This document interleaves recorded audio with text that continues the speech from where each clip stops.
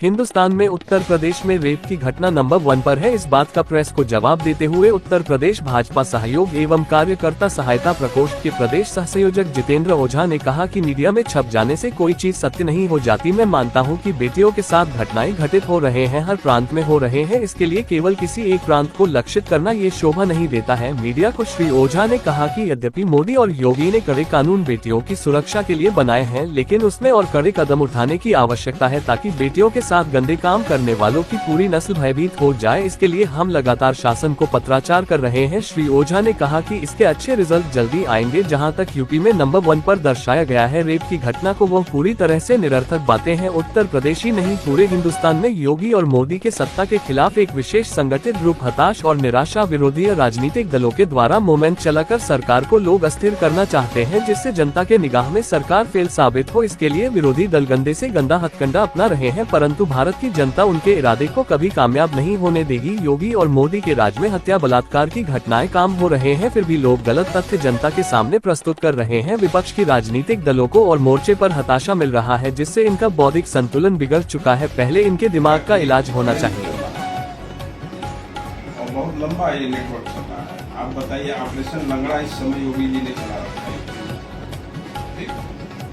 अभी ऑपरेशन लंगड़ा में अभी मध्य प्रदेश में भी एक आदमी को मारा गया, ठीक है। ये इतनी कठोरतम सजा के बावजूद ये घटनाएं क्यों घटित हो रही? इससे आपको नहीं लगता है कि ये एक षड्यंत्र चलाया जा रहा है सरकार को खिलाफ करने के लिए?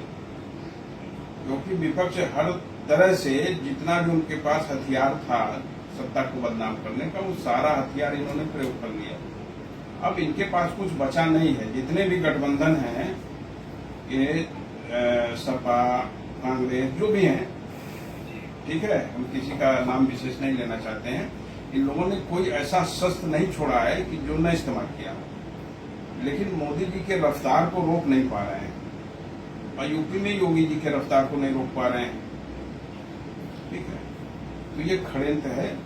और पहले स्थान पे जो आपने कहा है, मीडिया ने जो लिखा है, ठीक है, मैं उसका सम्मान करता हूं। मीडिया को मैं दोषी नहीं दूंगा, लेकिन मीडिया आज सबसे ज्यादा करप्ट हो चुकी है।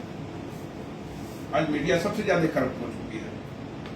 आपको याद होगा 2011-12 में इसी मेडिकल कॉलेज में जब 6 लोगों का ऑक्सीजन सिलेंडर निकाल के उन लोगों को डॉक्टरों ने मार दिया था, जिसमें विरोध करने पे अखबार वाले वो कैमरा चला रहे थे जो आप लोगों का रहता है, उसको भी तोड़ दिया। पुलिस वाले भी मेडिकल कॉलेज में जो चौकी है वहाँ के लोग मार खाए।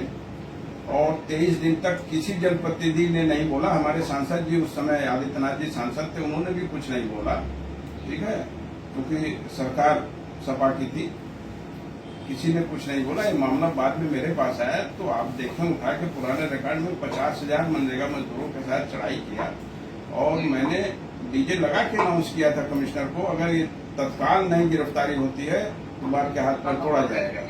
जी, कुमार के हाथ पर तोड़ा जाएगा। जी जी, आपने कवरेज किया था, धन्यवाद। मैं बहुत बोल्ड स्टेप लेता हूँ, और ऐसी कोई भी बात नहीं है कि यूपी रेप में नंबर 1 है, ठीक। तब ये घटना होनी नहीं चाहिए, ठीक है। जो लोग ये घटना को घटित करा रहे हैं वो लोग घृणित मानसिकता वाले हैं, जिसको हबसी भी कह सकते हैं। उनका विवेक मर चुका है। उन्हें ये नहीं मालूम है कि उनके घर भी बहु बेटियां हैं। सरकार को बदनाम करने के लिए विपक्ष वाले इतना नीचे गिर जा रहे हैं, इस बारे में कुछ भी बोलने का जगह नहीं है। और जो मैं डिमांड रखा हूं, भी मैं बांदा चित्रकूट मंडल के दौरे पे था, तो मीडिया ने पूछा था, मैंने उसमें 10 पॉइंट दिए हैं। बहुत तगड़ा डिमांड मैंने भारत सरकार से किया सजा का। वो हो जाएगा तो भी ये घटनाएं तो घटित होंगी। बेटियां तो थोड़ी असुरक्षित हैं, ये मैं मानता हूं, और सुरक्षा की और कड़े कार्रवाई करने के लिए ही मैं लगातार दबाव भी बना रहा हूं, लिखा पढ़ी भी कर रहा हूं। और नंबर 1 कह देना, ये तो केवल सरकार को बदनाम करने की एक रूपरेखा तैयार की जा रही है। घटनाएं हो रही है, मैं मान रहा हूं। पुलिस भी मुस्तैदी से अपनी ड्यूटी कर रही है, ठीक है। नहीं, जी जी जी जी, देखिए उसमें भी मैं बताया, तो पिछले भी मैं पटना की डिबेट में भी आपको बताया था कि ये एंटी ब्राह्मण चलाया जा रहा है एक ग्रुप, ठीक है। एक ग्रुप को टारगेट करके अटैक किया जा रहा है, चाहे थाने पे पैसा दे के कराया जा रहा है, चाहे जहां कराया जा रहा है। नहीं देखिए, वो इसलिए टारगेटेड अटैक इसलिए हो रहा है। आप बताइए, एक मुख्यमंत्री इस कुर्सी पे बैठ के, ठीक है, वो भी जो मंदिर से अटैच हो, क्या ऐसा कार्य करेगा? आप बताना, ऐसा कार्य करेगा? मुख्यमंत्री के लिए तो इस समय सारे लोग बराबर है ना। अब वो सांसद नहीं है, वो मुख्यमंत्री है, तो उस कुर्सी पे बैठने के बाद सारे लोग बराबर है। तो ये टारगेटेड अटैक इसलिए किया जा रहा है क्योंकि ब्राह्मण सबसे उच्च वर्ग में आता है, बौद्धिस्ट वर्ग में आता है, बुद्धिमान वर्ग में आता है। ठीक, इन पे अटैक करोगे तो सारे लोग बिखरेंगे तो सरकार गिरेगी, सरकार अल्पमत में आएगी। लेकिन ये लोग भूल रहे हैं, ऐसा कहीं कुछ नहीं होने वाला। जो पढ़े लिखे लोग वो समझ रहे हैं ये कहीं ना कहीं से पार्टीवाद चला के इसको माइंड गेम किया जा रहा है, और ये बहुत जल्दी डैमेज कंट्रोल हो जाएगा। देश फील गुड की तरफ बढ़ रहा है। 11वें पायदान से खसक के चौथे पे मोदी जी ले आए, और अब चौथे से खसक के पहले दूसरे पे आने जा रहा है इंडिया। आप देखिए, अमेरिका के नाक में नकेल डाल दिया मोदी जी ने। इसके लिए आप धन्यवाद नहीं देंगे मीडिया वाले, इसके लिए विपक्ष धन्यवाद नहीं देगा। अरे भाई, जो अच्छा कार्य हो रहा है उसके लिए धन्यवाद दो ना। हमारी पार्टी में पार्टी का पदाधिकारी हूं, अगर गलत कार्य होता है तो मैं सबसे पहले धरने बैठता हूं। मैं तो अपनी पार्टी का विरोध करता हूं, मैं जनता के लिए, किसी पार्टी के लिए नहीं हुआ। अब ये थोड़ी है कि आपने मुहर लगा दिया तो मैं आपका गुलाम हो गया। नहीं, आप जो सही करेंगे धन्यवाद, जो गलत कहेंगे विरोध। मैंने शुरू से ही किया, मैंने कभी किसी पार्टी के लिए वोट की वकालत नहीं की। और जब देश खतरे में था, संविधान में संशोधन जरूरी था, लोग नहीं समझ पाए, गलतफहमी में वो कितने का लालच कांग्रेसियों ने दिया था इलेक्शन में, ₹1 रुपए मिलेगा, 72,000। हाँ, जो भी रहा हमें याद नहीं पड़ रहा है।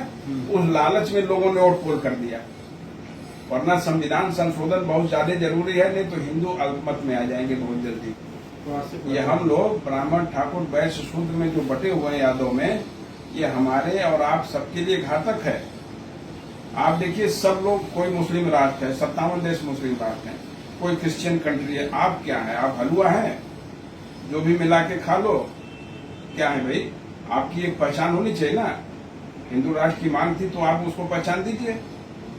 वो पहचान न बनने पावे, संविधान में संशोधन न होने पावे, उसके लिए षड्यंत्र रचा कांग्रेसियों ने। आप बताइए, यही कांग्रेस है, इंदिरा जी ने संविधान संशोधन नहीं किया, राजीव गांधी ने नहीं किया, किस समय में नहीं हुआ? आप बताइए। वक्फ बोर्ड में 8 लाख हेक्टेयर जमीन दे दिया गया। क्यों दे दिया गया भाई? हराम की थी। जब पाकिस्तान अलग हो गया क्यों दे रहे हो जमीन भाई? हमें मुस्लिमों से कोई परहेज नहीं, लेकिन जो यहाँ के राष्ट्रवादी हैं वो हमारे साथ हैं। हम बांग्लादेशी को यहाँ नहीं बर्दाश्त करेंगे, हम पाकिस्तानी को नहीं बर्दाश्त करेंगे। जो यहाँ के हैं वो यहाँ रहें वफादारी से। जो वहाँ का नारा लगाते हैं उनको खदेड़ दिया जाए। मैं पहले भी कहा था, आज भी कह रहा हूँ। जी, धन्यवाद।